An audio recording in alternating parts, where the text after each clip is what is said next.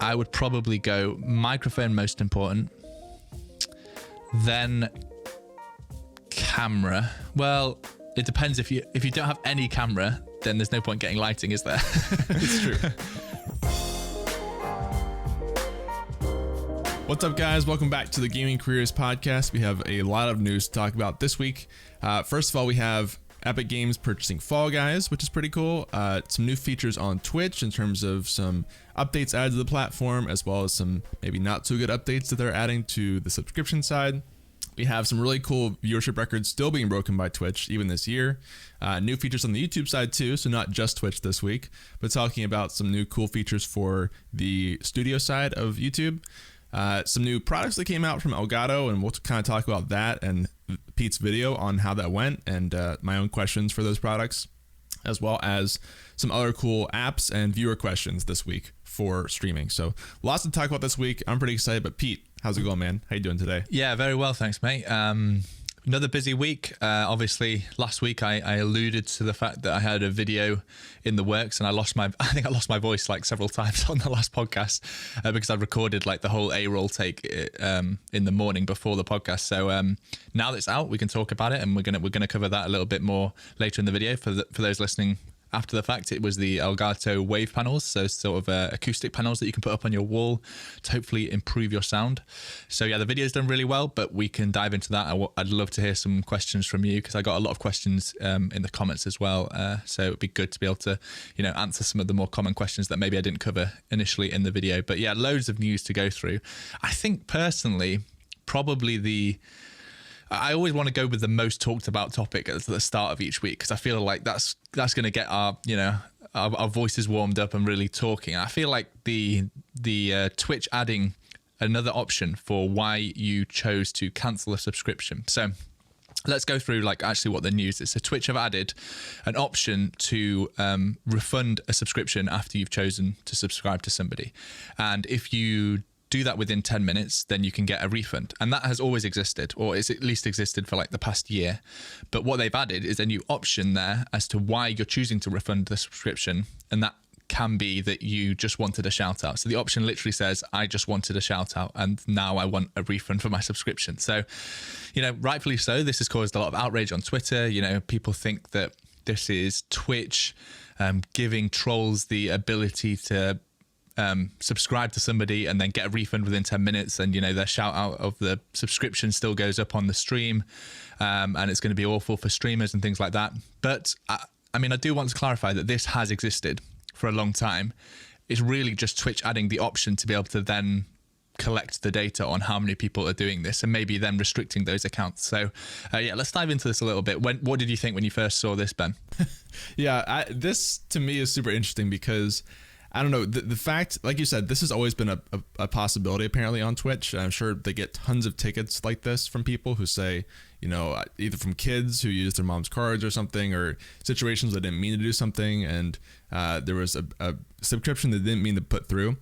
But I think adding a specific reason on the refund for refunding because you only wanted to shout out is very strange, because I think that's a reason that a lot of people do this. And so the thought now is, of course, people will start doing this and then cancel it right away because they just want the shout out. I think there's a fair chunk of people who do this, especially on bigger streams, just because they want their name on there or some shout out. So adding it as a valid reason to cancel your subscription could lead to a lot of people doing this and then immediately canceling it. And so it's kind of like the whole situation with refunding donations and that sort of thing, where that might happen a lot and that could be a problem. And I haven't seen people have this happen yet because I just found this scrolling through Twitter, but it seems like that's the main concern from streamers. And I totally get that if that were to start happening. I do get the other side too, for where you're saying this has already been a thing people could do in terms of refunding by emailing Twitch and going through the support method. But I think it's just easier to do this now. And so the thought is that'll happen more in that case. So I'm not a huge fan of adding it on there. Maybe this should like more education around, by subscribing, you can't refund, and make sure you know what you're doing before you click subscribe kind of thing. Because this, especially for kids, I think who see this as an option, could be a big reason to have a lot of refunds. So not super impressed at first, but I don't know. What do you think? Yeah, I've actually tested this morning. So I messaged a friend before doing it. Obviously, didn't want to actually harm their stream, but then subscribed or resubscribed to their channel, and then immediately went through the refund options and clicked this option.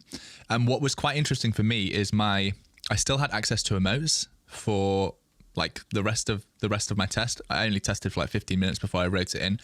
I'm not sure if that's a bug or if that is literally what's happening, because then, I mean, if you do still have access to emotes and it still looks like you're a subscriber to them on Twitch, then people are going to abuse this. Let me tell you that right now. Oh, no. So I'm hoping that is a bug and Twitch will fix that. Like you said, I think people are probably blowing this a little bit out of proportion. I don't think it's going to be as bad as people are making out, but there certainly will be a group of users who look to abuse this. And from Twitch's point of view, they're going to be able to then gather that data. So they're going to be able to see the accounts that are abusing this and then maybe stop them from subscribing to channels because they know that they're just going to try and refund it and again in a few minutes. Then people will say, well, you could just make a new Twitch account, but I would imagine it has to be linked. Well, it does have to be linked to a payment account for you to be able to subscribe. So then people are saying, oh, you could make a new PayPal. But then you're getting to the point where that's quite a lot of effort just to subscribe and unsubscribe to somebody. And it's not the same as like when you donate to somebody through PayPal and then do a chargeback request where the fee will then have to be paid by the streamer. That really is a negative impact for streamers. This, you're not seeing the money, right? So Twitch will eventually pay you your payout at the end of the month, but it's not like you're having to incur any fee as a streamer for this. It's just quite annoying if people are abusing it, especially if you're giving people shout outs on stream like so many people do when they subscribe.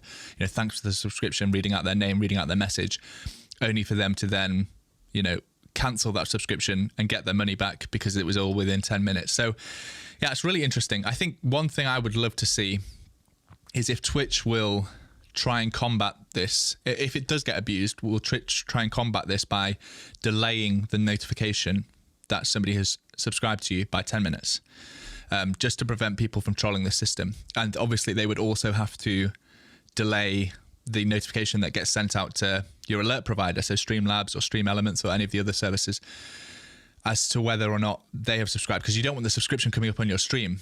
So obviously you need to delay both what Twitch puts into Twitch chat, but also what Twitch sends, or rather what Streamlabs and Stream Elements request from the API when somebody subscribes to you. So I think that could be a likely option. But really, my point of view is Twitch is trying to gather the data here of how many people are cancelling subscriptions for this reason, because it was already possible, but you probably had to go through a support ticket to do it. Now they can gather that data and hopefully improve the feature, exactly like you said, by maybe giving some more education when you actually click the subscribe button. You know, this is not refundable, those kind of things. They're probably just trying to reduce the number of support tickets that they get for people wanting to cancel subscriptions because they just wanted a shout out or any other bogus reason of, you know, oh, it was my 6-year-old brother who has access to my credit card or something like that, you know. So I do agree that a lot of fuss has been made about this, and rightly so, and it's good to have a conversation around it. But I think probably the reasons why Twitch have put the option in are eventually going to be beneficial for streamers, because it's all about getting the data and then hopefully improving the feature around that to make sure that it doesn't impact streamers so much. Yeah, I think there's also the benefit to the Twitch side. I'm guessing this is probably added because it takes a lot of the load off of their support staff to address this kind of thing, instead of working on like server issues or site issues, because this is more of just a personal customer service thing. And so this probably makes it a lot easier to take care of that kind of thing if it is happening a lot. So I think that's probably why it's here. But again, I think, like you said, there has to be education for both viewers and streamers. I think viewers especially, of knowing like when you do this, here's what you're signing up for, and you shouldn't really be refunding because people gave you a shout out and you got that. And like you said, it feels really bad if you're the streamer who does the shout out and then they refund because you just wanted a shout out, but you gave it to them, but they're still refunding. So hopefully that doesn't happen too much. And that's why I think there has to be some education on the streamer side too, of like what Twitch is going to do to make sure this doesn't get abused, and that there's some sort of protocols in place so that there's protection for the streamer. Like you said, you're not taking that fee as a streamer the same way you are with a PayPal type of thing, but it still can make you kind of skeptical. Like as a streamer right now, if you get a big donation, I think because of all the horror stories of chargebacks and things, everyone's kind of scared if you get some big donation of, is that real? Like, is it going to get refunded? If it refunded, am I getting this big fee? So it could be a similar thing if this gets abused, where you get a subscription or like, I don't know, 20 gifted subscriptions and they all get refunded or something. So you're kind of skeptical as to whether that's going to stick.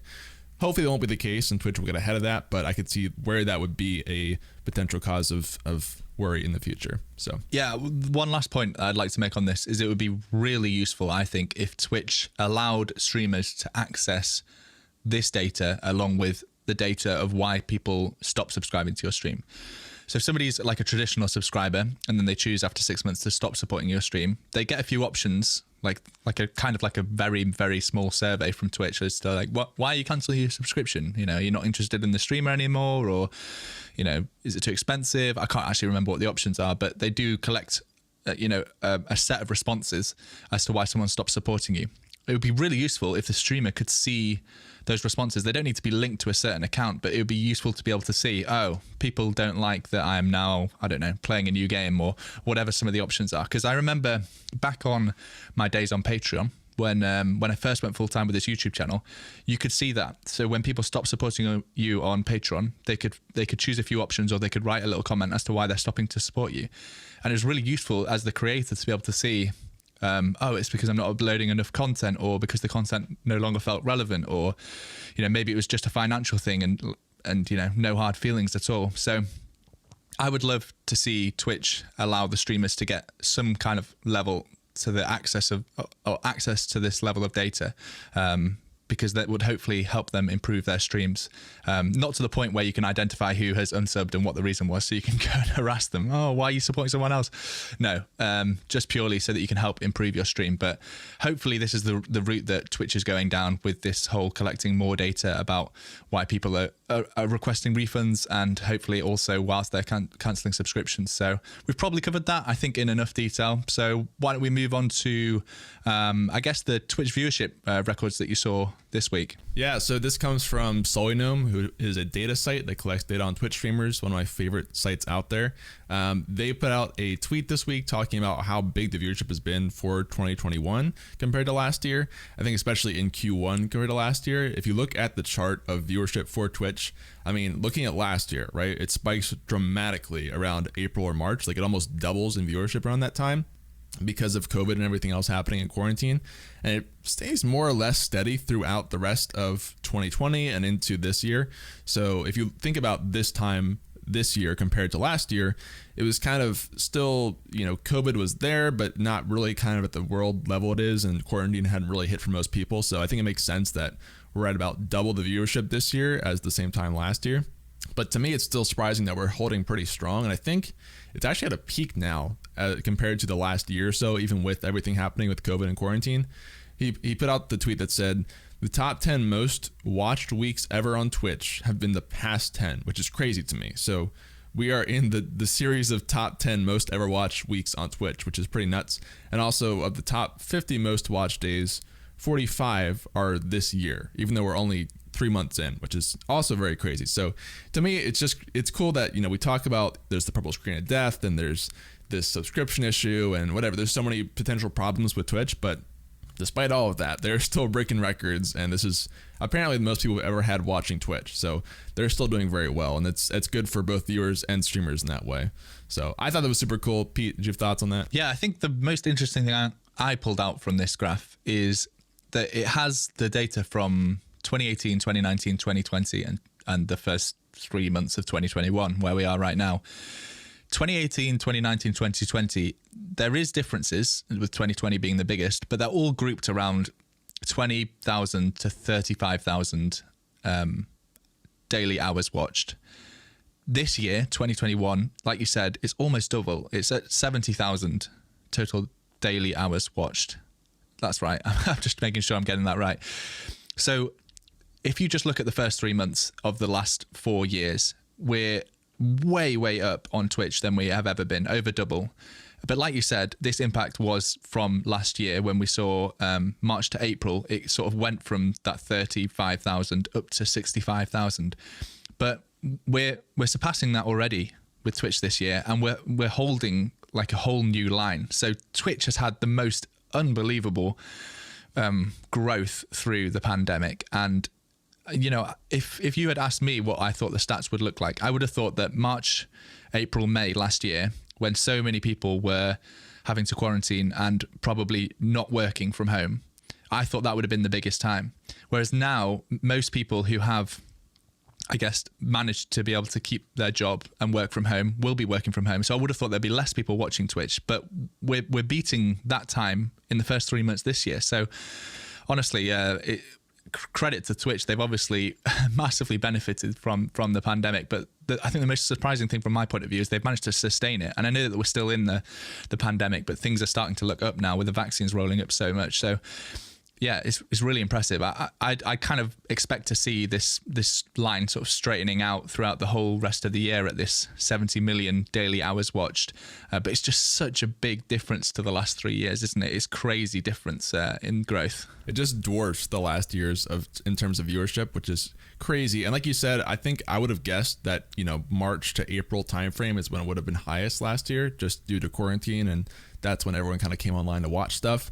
And you do see it gradually taper down a little bit into about August last year. Not very much though, but then it ramps back up through August to December. I think that's historically pretty true. It seems like in December, there's a lot of people watching Twitch, especially around the holidays, and then it tends to fall off again, I think, after December. But we're not seeing that this year. It's higher than ever in January to the March timeframe. So I'm pretty curious to see the rest of 2021, if it continues to hold there, if it grows or maybe goes back down. Because the levels are just crazy. So I hope it holds, but I don't know. It depends on what Twitch does, and hopefully they can bring in more non-gaming categories. I think that's a big piece of it. And we saw there's already a ton of initiative from Twitch to come, get basketball and fighting and other areas onto Twitch this year. So I think that could be a big way to break that further and keep pushing that on the rise, hopefully. Yeah, we'll definitely share a link to this tweet in the description for the podcast notes, or if you're listening on a podcast app, you can get the sort of description there as well.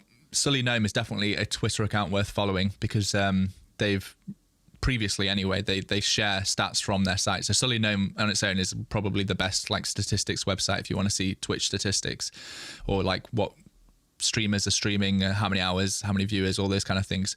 But I love it when they break down the insights from all this data that they collect into just a graph that you can kind of look at and be like, oh my God, which is my reaction when I looked at this. So definitely give them a follow, and we'll probably be continuing talking about their tweets and their data for the foreseeable future. What do you want to dive into next, Ben? I think in the vein of more analytics and data, we can talk about the YouTube piece really quick. And I think especially getting your side on this would be cool. But YouTube essentially added a new stat in the studio side where you can see your new versus returning viewers, which is pretty cool. And you have a snippet here of, I think, is that all your videos or just one of your videos? I guess it's all of them that you're showing here. Yeah, so I guess I shared a screenshot of this with Ben, so what it looks like actually on my dashboard. So effectively what they're building in is another graph option that you can look at in YouTube Studio, where you can see how many viewers on your channel are watching videos, and they're new viewers that have never seen your content before versus returning viewers. And returning viewers doesn't necessarily mean subscribed. It just means that they have watched your content before. So I don't know if that just means they've watched 1 second of your content before, or if it means that, they've watched 3 videos. I don't know quite what YouTube is categorizing a returning viewer as. But anyway, they show 2 different lines, one for new viewers and one for returning viewers. So you can see basically what your audience is. You might see that this video has done particularly well, but you don't know how many of those viewers were from your subscription feed or returning viewers versus new viewers. So interestingly, with my graph that I've shared with Ben, we can see that basically new viewers are the majority of my viewers from day to day. And the only change to that is when I upload a video where you see a little mountaintop where the returning viewers overtake the new viewers. So when I upload a video, usually the day that I upload that video, more viewers will be from returning viewers. Am I making sense here? I hope I am. I'm trying to describe it. Looking at this chart, you have a pretty steady stream of people who are new, who are discovering your videos each day, and it's holding pretty solid. And then on the returning viewer side, it's lower, but then it spikes pretty hard every time you release a new video, which makes sense, right? Because your subscribers are going back to watch the new stuff that's out, and then they've probably seen the rest of it, so they're not watching as much otherwise. But it's pretty cool just to see the difference between, you have that very steady stream, like I said, of new people watching your stuff that's just consistently pulling in new viewers. but then the returning people do come back each time. So I think it's also cool to see like how many come back for each video, and then like what the trends are essentially between your new videos. So any more data like that was pretty cool. And you can see things like unique viewers too, of how many total people are watching. So not only just the view count, but total number of people watching your stuff, which could be helpful if you can kind of determine people watching stuff multiple times maybe, or they're coming back consistently to watch a certain video if you have maybe like a viral video kind of thing. So I think this is really good data to have for people who make YouTube videos, just to get more info on your stuff. Yeah, YouTube analytics, I think, has always been like a scary amount of information that you can dive into. And this whole revamp of Studio that they've done over the past year, probably 18 months now, has been really focused in making that data easier to digest as the content creator. And they've done a really good job. Like, you can really easily now see at a glance, you know, how your latest video is doing, what the click-through rate is, what the audience retention is on that video, you know, maybe highlighting certain points in the video where people tend to close or choose a different video, you know, where viewers are coming from, all these amazing statistics that you can get completely lost in, but it's worth, especially like new features like this, it's worth diving into and seeing surprising things. Like, I would have thought the majority of my viewers day to day were from subscribers, but when you think about it a little bit more, it does make more sense that new videos spike with current subscribers and returning viewers, and then the rest of the baseline views is the majority new people that are probably searching how to do something and finding my videos through that, rather than a returning viewer, you know, going back to a video that they've already watched, or like something that's maybe historic and a bit out of date. So it does make sense, but it was interesting, and I thought it's a cool feature. YouTube seemed really dedicated into building like analytics, and that's kind of probably why I harped on so much in the previous segment about why I'd love Twitch to share some of that data of when people unsubscribe from your stream, because it's useful to have that data as a content creator. You can always make changes to your content based on the analysis of the data that you take. Yeah, I think that could be pretty cool on the Twitch side too, is just knowing why people are leaving. And like you said, YouTube is super in depth. And I think Twitch has been getting better on some of their analytics, but there's still some room there for maybe why people leave or how to incentivize people. I know Twitch is their own entire site-wide issues for people leaving streams, but could still be useful there. Do you want to kind of transition this into your YouTube video, actually, speaking of YouTube, because I think we can talk about that. So do you want to quickly talk about the video for anyone who hasn't seen it yet, just to quickly summarize it? Yeah, so this week, what was it? When did the video go out? I think Thursday. Yeah, Thursday, Elgato released 3 new products. None of them like huge, you know, like when they released their Wave microphones, that was like, whoa, Elgato's now getting into the audio world. I would say none of them are that huge, but kind of together they are interesting enough to talk about. So the 3 products are acoustic panels, which they're calling Wave panels. Wave obviously being the name of their microphone, so obviously the audio line is taking this Wave name. These are like hexagonal panels that you can put on your walls to reduce the reverberation of your room. And that's what, and they look cool. Yeah, they look wavy. And that's what I did the video on. Lots of tests. They also released some RGB light strips that can be controlled from Stream Deck or your phone, and a green screen mouse mat, which was actually like an April Fool's joke that they tweeted 2 years ago or something. And enough people were like, wait, that's actually a good idea, because they want top-down cameras to show their mouse movement or to show, you know, Pokemon cards or anything like that. They actually released this as a final product, the green screen mouse mat. So yeah, my video just covered the Wave panels because I actually thought that was the most useful for content creators to actually improve the production of their stream, whereas like RGB strips and a green mouse mat maybe not so relevant, even though I did get sent those as well. So yeah, I put together a video kind of reviewing Wave panels and comparing them to the 2 other products in the audio panel market that I bought before, which are the cheap Amazon foam pyramids that you see everywhere, or you certainly did see everywhere like 2 years ago. I've had them, I've owned them before. I rebought them to test in this video and compare. And then some super expensive panels that I got from a company called GIK Acoustics, which I paid for myself, which I've installed in my new studio because the Wave panels weren't out then. So I kind of had like either end of the spectrum to compare against. These cheap panels from Amazon that are like $30, the Wave panels which come in a box of 6 for $100, and then my super expensive ones which are like $500 for 6.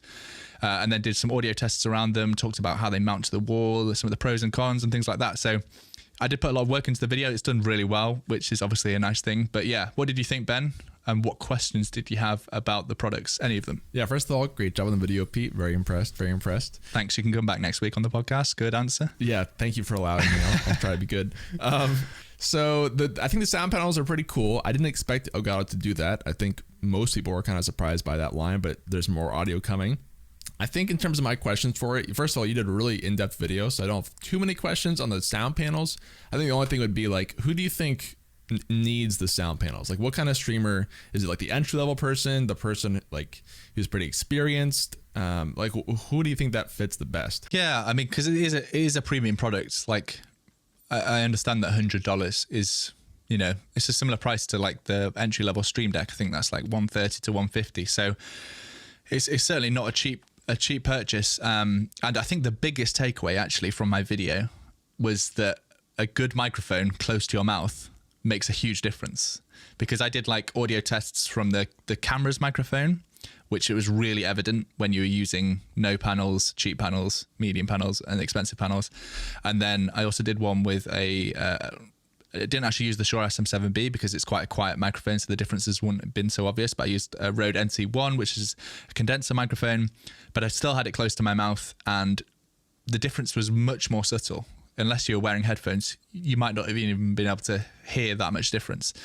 So that was the biggest takeaway, is actually, even if you have a horrible sounding room with loads of reverberation, you can make a big difference just by getting a good mic and having it close to your mouth. Something that we harp on about many times in this podcast and on many videos. Yeah, I think like my question related to that is, do you feel like, to me, with this kind of microphone here, I feel like the sound panels are almost negligible. You can't really hear the difference of them for most people unless you have some crazy, like your room is just solid walls and nothing else maybe. But maybe for like the YouTube side more, if you're using a shotgun mic, then the sound panels make a big difference. Is that kind of like why you got sound panels, for instance? The reason I actually, when I moved into the studio and got sound panels, was because it was really reverberary when I moved in. And obviously I hadn't moved in any of the furniture, and that actually makes a massive difference as soon as you put, you know, like this big cabinet in here, even my lights, my desk, like that does make a difference. And it's got a nice thick carpet, which helps as well. But overall, I just wanted to improve the production quality of my videos. And in my last place, I ended up taking down the cheap panels because I hated the look of them so much and I didn't feel like they made enough of a difference. And then when I came to editing every single video that I recorded in there, I'd just be like, oh my God, the amount of reverb in this room. And it's one of those things that the more trained you become to hearing it, the worse it sounds. Some people might even like the sound of reverb, you know. Like, I'm sure there's plenty of big streamers that don't do anything to their walls and have quite a poor sounding room in terms of the actual noise and reflections, but people don't care, because at the end of the day you're watching a compressed stream over the internet, probably on a phone with phone speakers, and you can't hear the difference. So yeah, it's certainly not a requirement product. Like, in no way do I want to recommend that people go out and need to buy acoustic treatment for their room. But I think for people that struggle with lots of reverberation, or they maybe have a condenser microphone, they don't want to have their microphone shown in their webcam frame, or like you said, YouTubers that want to be definitely having a microphone off screen, because on Twitch it's so common to have a microphone quite close to your mouth now. I feel like it's almost become the standard that you can absolutely get away with it. And like you said, in your room now, you can see that there's plenty of things being hung on the wall, which is going to like diffuse the sound waves and make sure that they're not reflecting back off a completely hard surface. Mm-hmm. Yeah, I think in general, for the sound panels, I just get the sense that maybe it's more useful for the YouTube side or even the podcast side, where audio is super important, versus the streaming side for most people, because you're usually so close to the mic. So just my initial impressions. I think also there was the LEDs and the mouse pad, which you got access to both of those as well, correct? So on the LEDs, these to me feel like the biggest loss of the three. I don't know, like, what are your initial impressions? Because to me, I have these two LED strips back here. They cost me $5 to get. Like, both of them combined was $5. And so these Elgato LEDs are, I think, $60 a pack, US dollars. So to me, I just can't see the value unless like you really have flicker problems in the LEDs just to get these, or you're really picky about RGB, you being uniform on everything that you do and you want to customize it. I'm not that guy, but I don't know. What are your thoughts on the strip? Yeah, so I think the majority of people, when they're looking at new Elgato products, they like to find the super cheap alternative and be like, $100 for wave panels, you can get this phone for $30 on Amazon. And that's precisely why I include the cheap Amazon in my video, because I was like, people are going to complain about this, so I might as well include it, and then people can hear for themselves what's the best solution. The LED strips is really obvious. Like, you can get really cheap strips from Amazon or AliExpress, or even in like supermarkets now, people are selling cheap LED strips. And it's really obvious the difference between like a $60 pack and a $5 pack. Like, why would I spend $60 when I can go, like you said, and get it for $5? I think the differences here are more minimal. I came again from the more expensive side and bought Philips Hue light strips for my place, and like Philips Hue RGB lights, which are more pricey than Elgato's, believe it or not. Because at the time, the cheap strips that I had bought, and I probably bought 2 or 3 for my setups, I did have flicker problems with cameras. And I use a variety of different cameras in this place. Like, the main camera I use for a lot of my A-roll is Canon. This camera that I'm using now is Sony. And even if you set like the same shutter speeds and apertures and things like that, you can have flicker problems with different RGB strips. Like, a lot of the lights that I put into this cabinet, this is the 3rd set that I put in because they were having flicker problems, and I was just begging for Philips to make them because Philips seemed to make flicker-free lights. So it is a big selling point, I think, for Elgato lights, because I definitely did go through a few sets that caused flicker issues. But the rest of the features, it's just nice to have, isn't it? Like, being able to control it from your Stream Deck, like, absolutely not worth $55 extra. And being able to like dial in the exact one of 6 million different colors that you want, rather than having, a remote like quite a lot of the cheaper strips have of 12 colors or 16 colors you can choose from. So yes, you do get finer control and more convenience, but whether that's worth the extra money, probably not for a majority of users. I have just put 1 strip up. They actually sent me 3, so I'm wondering what to do with the others. But they definitely are better for me than the Philips Hue ones, which were more expensive. But I realize I'm definitely in the minority in spending like however much it was. It was probably like $100 for the Philips Hue light strip back in the day. So yeah, they're a weird one. I think I agree with you that they're probably the one that I would recommend the least. Like, the green screen mouse pad, actually, I think it's $30 or $25 or something like that. I'd have to get you to check because you're based in America, but certainly in the UK, I think it was £25, and you can't really buy them. You probably can now buy them, like some cheap knockoffs, but it's a good quality mouse pad, nice and big. And, if you kept it clean and didn't eat your lunch at your desk like I sometimes do, you could definitely use it for unboxings and things like that, and key out that green color so that it looks a bit more included into the rest of your stream aesthetic. Yeah, I think that was the one I'm most excited for, honestly, is the green screen, which apparently was an April Fool's, like you said, but is actually the coolest thing that came out, in my opinion. I haven't seen people use this yet, and it was a little weird to see them demo it where you're keying out your mouse pad and it's just like you're floating hands with your mouse and keyboard. So I'm curious to see this in action on somebody's stream, but conceptually I think it's the coolest because it gives you options to do things like you said with unboxings and cards. Did you test like trying it out at all? Yeah, I did it. I did a really quick test of like just mouse movement and keying out. It keyed pretty well just using the normal standard keying technique in OBS Studio, one of the filters, exactly like you would use with a traditional green screen behind a person. Because I remember actually after I released the video, I did like a quick Instagram Q&A about the other products because there was people that had interesting questions about them. And I remember your question asking about how easy is it to key out and how easy is it to light? Are you going to need an overhead light pointing directly down? I would say that if you have the option of that, you're going to get the best results. Particularly something like the ring light from Elgato, which has a phone mount inside. I can imagine mounting that up on my desk, putting it across horizontally so it's aiming down, got a nice big ring light with a phone mount inside, and then using Epoch Cam to actually, have a second webcam of a mouse down. I mean, I'm not the use case for this, but if somebody like Shroud wanted to have his mouse movement, which people love to see, like how he flicks around and gets these snap headshots, that would probably look really cool on his stream if it was green screened in. Or like we've said, Pokemon's such a big thing now, like people unboxing cards and things like that. The top-down cameras are becoming, much more required in those kind of setups. So yeah, I didn't actually have any issues keying it out, but you obviously are going to have some shadows. The advantage is your hand is so close to the material that the shadow is reduced because it's right top down above your hand. So hopefully the angles mean that you're not going to have huge shadows to deal with. But yeah, it's a really good color. Like the green is really easy to key. So interesting product. Like I said, they're all interesting, but they're not big enough really to be like making a massive deal about. but together they're kind of interesting. And it just shows, again, like Elgato's thinking outside the box of what creators need.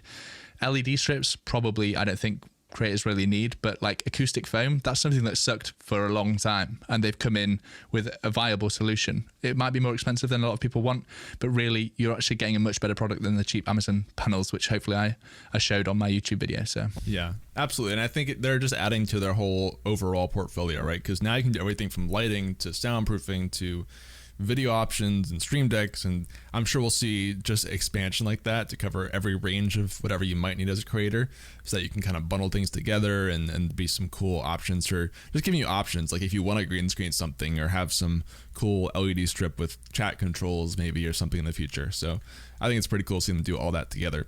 But I think we can probably move on to, we have a couple options. Do you want to talk about maybe the Streamladder piece really quick that we found? Yeah, sure. This is something I actually found again through the Twitch subreddit, which is worth subscribing to if you don't want to see people complaining about Zerifia streamers every single day. But every so often there's a genuine good topic that gets upvoted. This is really cool because I actually tested it out before we started recording this podcast. So this is a website called Streamladder, which is streamladder.com. And effectively what you can do is turn Twitch clips, which are obviously 16:9 aspect ratio, because that's what you stream to Twitch, turning them into portrait videos, particularly for TikTok, where you can, it's really cool. You give it the Twitch URL, and then it gives you like a frame from your video, and you then use a little crop box to choose exactly where your webcam is in that frame. And you can choose between 16:9 or 4:3 webcam. And then you get a second box for where you want to highlight of the gameplay. And then it sort of takes the webcam, puts it on top of your video gameplay. So it's a nice like vertical video. I'm not doing a great job of explaining this, but if you can imagine your camera and then your gameplay directly below, nicely put together into a video, it effectively allows you to do that really easily from a Twitch clip. And then you can share those highlights to TikTok or to Instagram. I can't remember what Instagram one's called. Reels, I think they're called. Pretty much every platform now has this like vertical video format that you can share. So I don't want to like DDoS this site by sending it so much traffic by talking about it on a main video right now, because it is free, and he's clearly doing like some video rendering on a server, so it would probably be quite expensive for him to run, but really cool right now whilst it is free. So definitely go and check it out and try it out with one of your Twitch clips. It's called streamladder.com. Again, we'll leave it in the show notes and in the description. But did you get a chance to play? What did you think? Yeah, I tried this out this morning, and it's actually super cool. It's basically just go to the site, plug in your clip Twitch clip, select your, like you said, your webcam and just the middle part of your video, which is usually the focus area of whatever's happening. And then just easy as that, it just creates this clip of this perfectly sized, whether it's a TikTok video or an Instagram story, YouTube clip, whatever you want it to be. It just creates like that, which is super nice because it's been pretty historically annoying to create that kind of size video. You have to go into usually your video editing software and create a custom size, and then add your video and add your cam. And so I think just having this quick way to do it is super nice. It's not like the most fancy way to do it. There's no, intro, outro options or whatever, but it's really quick. And I think if you want to get like consistent videos out on TikTok or YouTube or any other platform, then it's hard to beat this. I think I might try it potentially because it's so easy. And I think I am not on TikTok. That's the only thing. If I have this option, maybe I'll start using TikTok because I'm not someone to go dancing, but I can post a Twitch clip if it's this easy and just cross post it. I'm the same as you. I've just knocked my whole desk and shaken my camera. I haven't used TikTok other than, browsed a little bit on the website. But I don't have an account on it. And to me, and this might be the boomer in me, being like, oh, it's just another platform that the kids are using like Snapchat, and I don't need to worry about it because it's not going to be real for content creators. But I've seen like plenty of people using it now and talking about how amazing the growth is. And I'm like, am I an idiot for not like at least putting some content up on this platform and like slowly building an audience there? Because especially using something like Streamladder, it would be super easy to create, Twitch clips, but on TikTok, and then try and grow an audience there. And obviously you need to create better content than just having Twitch clips, but this is a super easy way to turn one content format into another. without having to, download the video, like you said, crop it and move your webcam around. It's just super simple. So yeah, what are your thoughts on TikTok as a platform? We could probably dedicate a whole podcast to this, I think, but I just wanted to... I love talking about this stuff. I mean, I think TikTok is it's definitely at the point now where it's not a question anymore. TikTok is pretty established at this point. I think especially after all the controversy around it getting banned and whether it was going to be even existing last year, and then it got bought out. I forget by who, but basically like that whole redemption arc kind of solidified it, I think. And I have heard a lot of stories, people who have grown on TikTok to move that to Twitch or just on TikTok in general, and it influences every other platform. So I think you can't really ignore it at this point, and it is still the newest of any platform, I would say, so you're not alone. I really haven't used it at all. My wife has dipped around a little bit in it, but it definitely consumes a lot of attention, and I don't think, like, I remember even 2 or 3 years ago, we were starting this question of, like, is TikTok the next platform? Is TikTok going to be the thing? And I think we're kind of past that now because it's been around for so long. So I might try it too, especially like you said, if there is this option, just add easy Twitch clips. Like you said, it's not the most fancy and there's probably a better way to do it, but I'm a big believer that it's better to do like some content than no content and then eventually work towards being better. So I think if you haven't tried TikTok and you want to try this, then Streamliner is like a perfect way to start just throwing stuff out there and see kind of what the reception is. And then if you decide you like it, then you can get more fancy with it and add intros and more editing and that kind of thing. So I think it's a platform here to stay, but I don't know, your thoughts on that? Yeah, I mean, like I said, we could definitely spend a whole video talking about it. Maybe we just leave it up to our audience. If any of you listening or watching this are using TikTok, let us know in the comments. Are we missing out?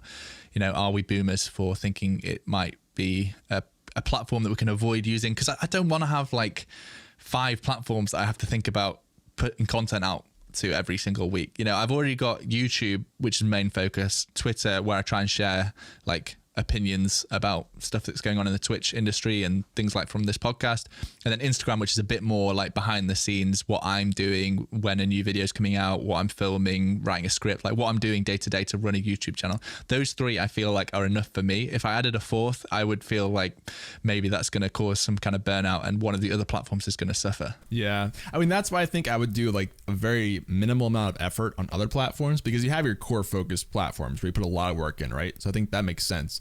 But like for me, I have a second YouTube channel that I just kind of put gameplay on, and I don't edit it or anything. I just literally take the Twitch clip and just pump it to YouTube just to see what happens. I don't, if people want to watch that. If so, I'm just kind of stoking the fire in case that becomes an option.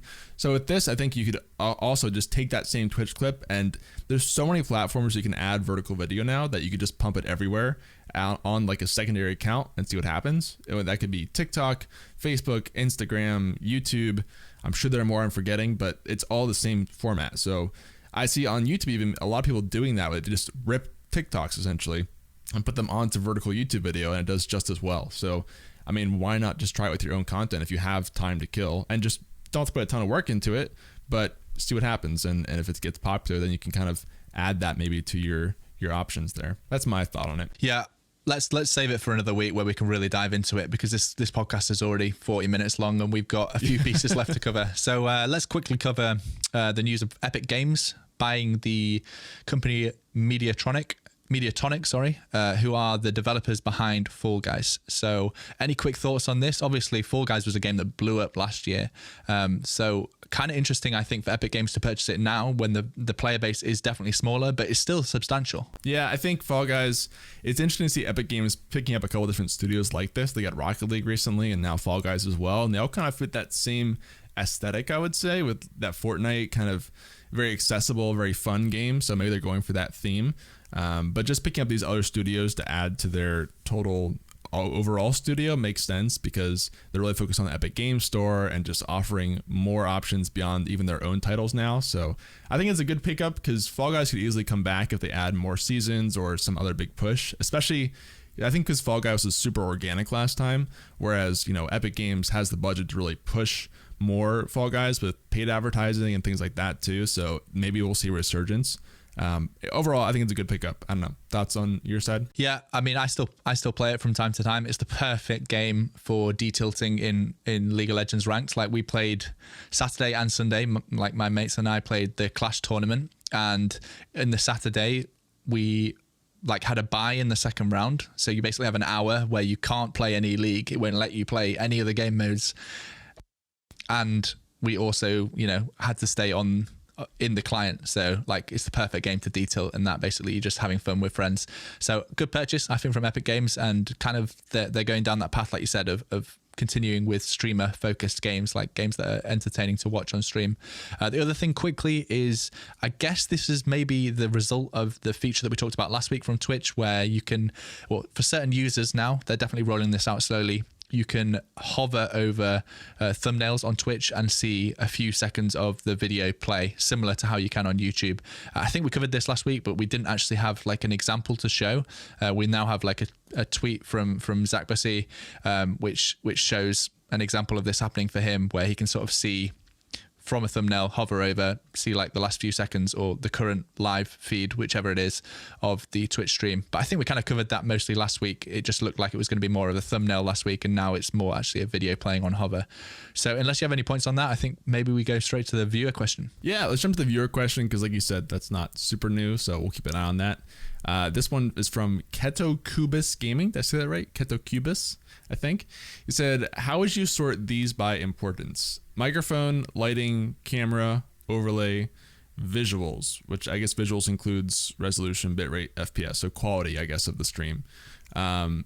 Interesting question. I actually was going to maybe add the sound panels to this list, was my thought of where you'd put those on this list too. So I'll throw it to you first, Pete. What are your thoughts on Keto's question? Okay, so let's imagine his question is, you have a gaming PC capable of streaming, but you don't have anything else. So you need to get microphone. Well, you don't need to, but your shopping list might include microphone, lighting, camera, overlay, so some kind of aesthetic for your stream, and then like the visual quality. So I would first of all especially take that visuals that he's put, resolution, bitrate, and FPS. I'd put that at the start. I would rather watch a boring stream. Would I rather watch a boring stream with no microphone but really good visuals? I don't know. I just feel like that's just free. Like if you have a computer capable of running a stream, even if you don't have a computer capable of streaming in 720p, lower it down to 480p, 30 FPS, stable bitrate, whatever you can do with your current setup, you can do that for free if you just put the time in to watch a Gaming Careers YouTube video about setting up OBS Studio. So I'm going to put that as the most important. But I also feel like that's the least interesting. So microphone, lighting, camera, overlay, and sound panels. Okay, I'm going to put sound panels last. I would probably go microphone most important, then camera. Well, it depends. If you don't have any camera, then there's no point getting lighting, is there? That's true. But if you have a bad camera, you can improve that with lighting. So lighting and camera kind of depends with what you already have. If you have like a C920, then I reckon maybe getting some decent lighting would help improve that camera a lot, rather than investing in like an A50-100 or something like that. So lighting, camera, depending on going next to each other, depending on what you already have. Overlay versus sound panels, because you can definitely make your own overlays if you have some kind of skills, but not everyone has like access to Photoshop. So I would probably put overlay and aesthetic next and sound panels last. I definitely think sound panels is the least important out of that big group, especially as we're putting microphone first. And like we said at the beginning of this video, having a good quality microphone nice and close to your mouth can make a massive difference and maybe eradicate the need for having sound panels. Exactly. I think I have pretty much the same list. Visuals are super important, just to make sure you have a very clean stream that's good to watch. If there's lots of stuttering or lots of just really hard to see anything because the bitrate, then that's not fun. And then the microphone, I think those two are almost at the same level. Like it's so important to have a very clean stream with just the basic video, even just game streaming, and then having your microphone be clear. I think that's like the essence of what a good stream is to start with. And then you add on, like you said, the lighting, camera kind of go hand in hand. Like if we assume you have a budget camera of some kind of the C920, then I would go lighting first instead of buying a better camera. But if you don't have any camera, then lighting is not going to help you, like you said. So get a starter camera. Between overlay and, it's funny, I think overlay is like definitely last right behind sound panels, but overlay I think is actually really not that important for most people. It's kind of like a nice add-on, nice polish to your stream, but definitely not at the essential level of like microphone and visuals. And then if you add the camera, just getting that to look decent, that's the first thing you have to have. And then you can start getting fancy with sound paneling and RGB strips and mouse pads and things like that if you want to add that. I think it's important to say here that this is super generic, and actually some of the biggest standout streamers have a completely different order. Like you look at streamers like Tyler One, who hasn't got a microphone. He just uses his headset mic, and that's like part of his stream is he has this like distorty mic that he always screams into. And you know, he has definitely prioritized a good resolution, frame rate, bit rate, like a really stable stream, and probably camera ahead of microphone. And we've put microphone at the top of our list. But there'll also be streams that really concentrate on having amazing overlays and aesthetics and transitions and things like that maybe don't have a camera, so they don't need lighting either. You know, it's just a person with a good microphone. So I think it completely depends on what streamers you like to emulate, and you want to take different parts from. But I would definitely say that the settings, like having a stable stream is in my opinion the most important, because I could never watch a stream that was laggy or dropping frames or, you know, really, really low bit rate of like less than 1,000. It doesn't matter how good your microphone is. Right. I think across the board, that's the most important. You won't find any big streamer who's not having a pretty clean stream in terms of just watching it back. Maybe you have those Tyler ones with the not perfect microphones or people without cameras, things like that. But I think across the board, it's usually a smooth experience. And that's the quickest thing that'll turn people away, aside from like really, really grating audio. I think like even Tyler One is not that bad compared to someone who's using like just the world's worst microphone. That could maybe be worse than having bad resolution, but in general, that's the baseline. So good question from Keto. Thank you for asking that. And hopefully that's helpful. Yeah, I think that probably does it this week. Looking at our time, and now we've hit 50 minutes. So when that's edited down, it's usually only a couple of minutes out that we cut out of me coughing. So yeah, we've hit a pretty decent sized episode. Lots to talk about, like we've gone through. Hopefully that has been an interesting episode for you guys to listen to or watch. Similar to what Ben just said, thanks Keto for the question. If you want your question answered on next week's pod, be sure to send me or Ben a message on Twitter or Instagram or in the YouTube comments. We'll choose one every week to cover at the end of the episodes. But other than that, I hope you have a great week streaming, Ben, and creating content. I need to work out what video I'm doing this week, but we will see you next Wednesday. Peace. See you guys.